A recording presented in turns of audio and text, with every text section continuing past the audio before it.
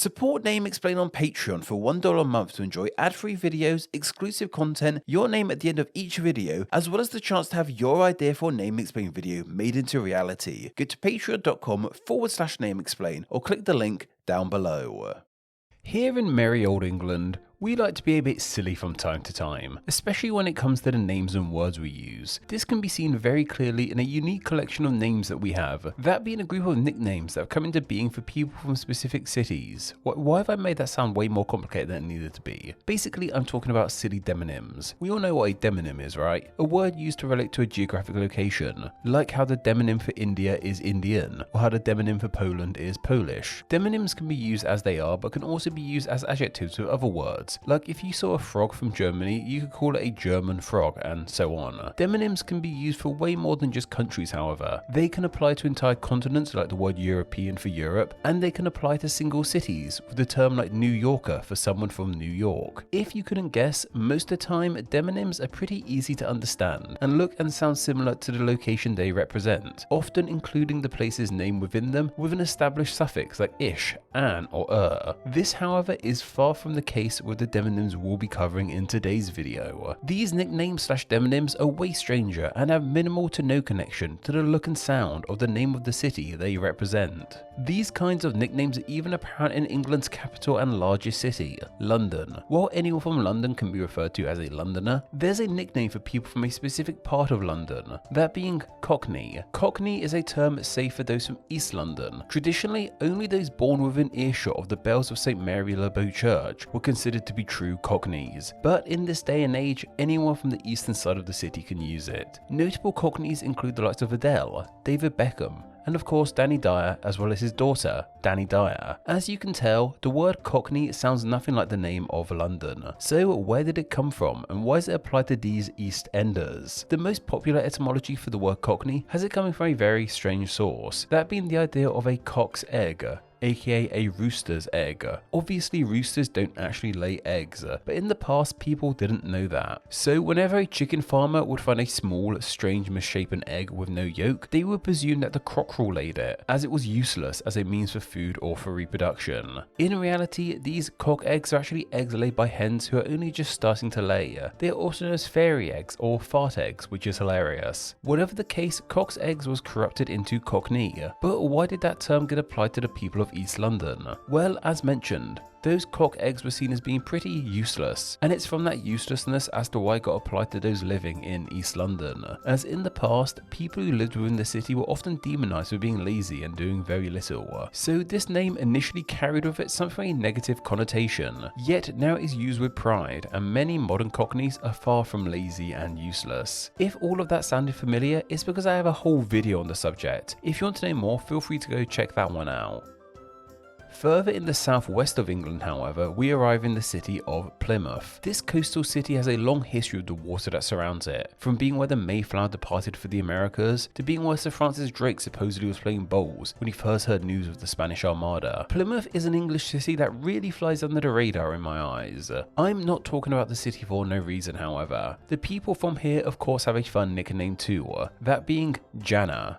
Yeah, if you're from Plymouth, you're called a Janna. Some believe this nickname applies to anyone from Devon, the county that Plymouth resides in, while others think it applies to just those from Plymouth. Notable Jannas include Tom Daly, Michael Foot, and the aforementioned Francis Drake, though he was technically born in the nearby Tavistock, but shush. Janna seems to have its origins with the first name of John, but said in a thick Plymouth accent. If you aren't sure what this is, imagine saying John in the way a pirate would and you're kind of getting there. It most likely stems from the word John, as in the past, John was something of a generic word for men / people as a whole, because it was such a popular name. It most likely ties into Plymouth's naval history too, with sailors referring to one another as John before the Plymouth accent turned it into Jan. Then from Jan, it became Janna. It also may tie into the idea of Cousin Jan. Cousin Jan was a blanket term for someone from Cornwall, which once again derives from the way John sounds in the Cornish accent, but may also relate to the name of Jack. While Plymouth is not in Cornwall, it is literally on the border, like you can get a 5-minute boat to Cornwall from Plymouth. So it's understandable as to how this Cornish concept of Cousin Jan could migrate over the Tamar River into Devon and take on a life of its own as a nickname for those from Britain's ocean city.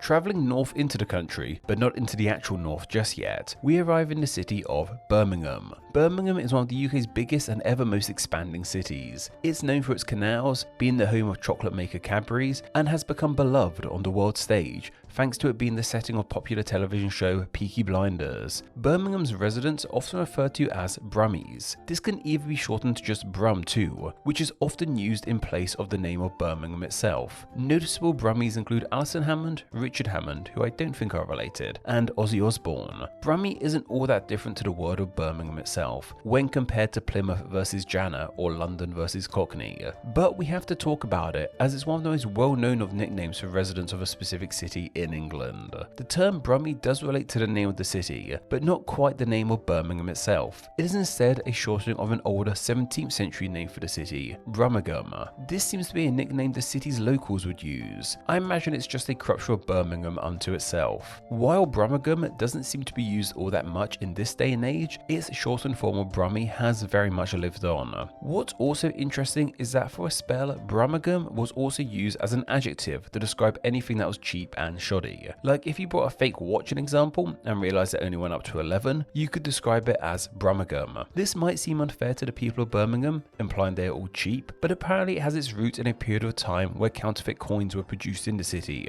According to Wikipedia, this term actually is still used in specific parts of the USA and Australia. If you've heard of it prior to this video's release in the USA or Australia, please let me know the context. As we enter what is definitively the north for most people, we arrive in the city of Liverpool, famous for its football teams and of course its Fab Four. Liverpool's incredibly famous strange demonym is Scouser. Scouser is used as a noun, while just Scouse is used as an adjective.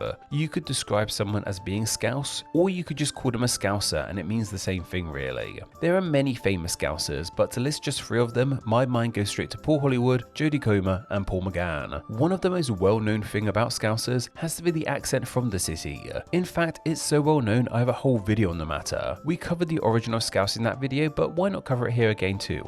The term is believed to derive from a stew named lobscouse, which unto itself has also been referred to as just Scouse too.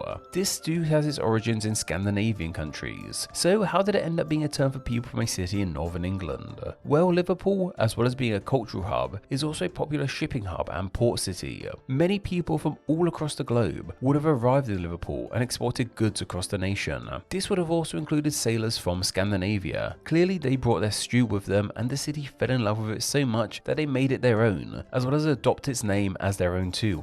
There's also a couple other interesting nicknames revolving around Liverpool and its residents. One of those being Plastic Scouser. This is the term for someone who lives in Liverpool or even supports one of their football teams, but isn't actually from the land. Then there's also the term of Woollyback. This term seems to be a bit ambiguous, but the consensus is that it can be used for someone from the surrounding Liverpool area, but not from Liverpool itself. The idea is that it comes from people who would have used the fleeces of sheep as coats, or even farmers who have travelled into the city to sell their sheep fleeces, which would have been strapped on their backs. Then, going from the northwest to the northeast, we have the city of Sunderland. The city gets something of a bad reputation, but it has some amazing sights and a deep history. It is the ancestral home of one George Washington, and the city is twinned with Washington DC to this day. One of the things Sunderland is seemingly most well known for, however, is its long history with shipbuilding. In fact, it's from this long history of building boats as to where their nickname might come from, with that nickname being Mackem. People from the city are referred to as Mackems. Famous Mackems include Bede,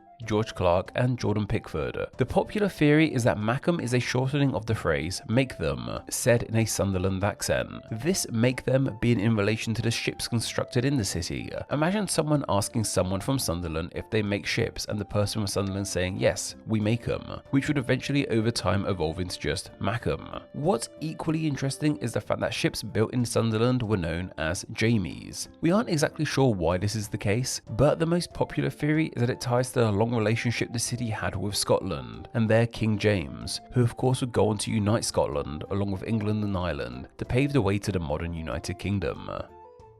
And finally, just to the northwest of Sunderland, we arrive at Newcastle upon Tyne, or just Newcastle for short. This is one of my favourite cities in the UK. Go check it out if you're willing to make the journey if you're a southerner like myself. People from the city are known as Geordies. Famous Geordies include Anton Deck, who counts as one, Sting, and pack. We aren't entirely sure where the name comes from, but Newcastle Council themselves have a whole PDF on possible origins of the name, which makes my job a whole lot easier. A couple of the ideas relate to the mining industry, which once dominated the land. Jordi could possibly have been a term for a mine worker for some reason, or it might come from the man who invented the miner's lamp, George Stephenson. The most popular idea, however, is that derives from the Jacobite Rebellion of 1745. During this rebellion, the city supported King George and were referred to as Geordies in honour of him. The last theory is that for some reason, Jordi was an old term for a fool, and it was applied to these people. What's interesting about that last theory is that it's kind of derogative. In fact, many of these names started life in this way. Names that range from slightly cheeky to flat out mean to refer to other people by. And trust me, there are some way more offensive ones out there, like the term Welsh people have been given, which implies they are very fond of a certain creature. While that one hasn't picked up much momentum in Wales, all these other names have gone from insults to titles the residents of these cities use with pride. Many Scousers will happily declare themselves as Scouse instead of Liverpudlian, and while someone from Plymouth could be called Plymouthian, many reach for Janna instead with pride. In the case of Birmingham, their only demonym is Brummy. They never use a word like Birminghamer or Birminghamite or anything like that. Though something I did check was the demonym for someone from Birmingham, Alabama in the USA. They are known as Birminghamian. If you live in this American Birmingham, I'd love to know if you've ever heard the term of Brumby before, or even been referred to as one. While England has many fun demonyms like these ones, not every city or town or village in the land gets one, it seems. If you live somewhere here in England which lacks a fun demonym, why don't you leave a fun idea as to what it could be down in the comments below? I'm sure everyone will stay nice and family friendly for that. Name Explained depends on viewers like yourself supporting the channel financially on Patreon, so a huge thank you to everyone who does. Donating just $1 a month helps the channel amazingly and gets you bonuses including ad-free videos, exclusive content, the power to request ideas to be made into actual Name Explained videos, and your name at the end of the video with all these awesome people. Visit patreon.com/NameExplain or click the link down below to find out how you too can support the channel. Thank you. Thanks for reaching the end of the video. Why not watch another and subscribe to keep up to date on all things Name Explain. You can find myself on Instagram where I'm NameExplainYT and join the Facebook group Friends of Name Explain to talk with myself and other name nerds. All that will be linked down below. Anyway, I hope you enjoyed this video and once again, thank you all so much.